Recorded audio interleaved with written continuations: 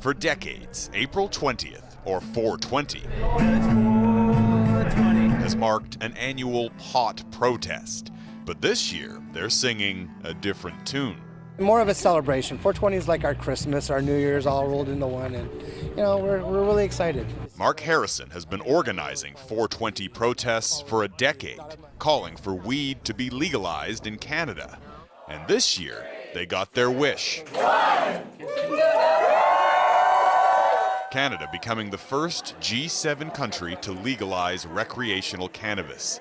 But these rain-soaked activists say their fight isn't over.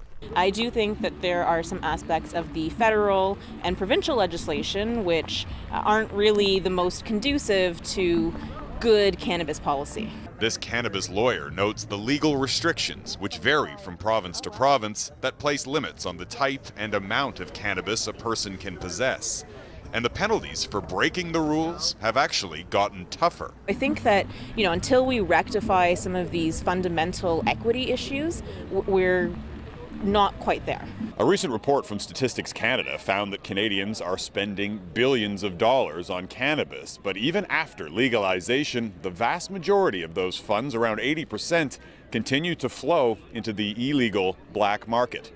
Part of the problem has been a slow rollout. Toronto just opened its third cannabis store, but around half of Ontario's licensed shops have not opened, missing the province's deadline.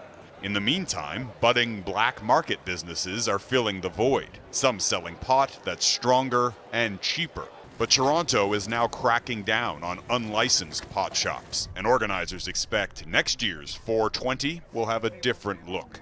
A lot of the vendors know that this is going to be their last year. Next year I see 420 celebrations more on a corporate level, with these big LP companies with big booths. The irony this year, many are celebrating cannabis legalization by smoking pot purchased illegally. Jeff Semple, Global News, Toronto.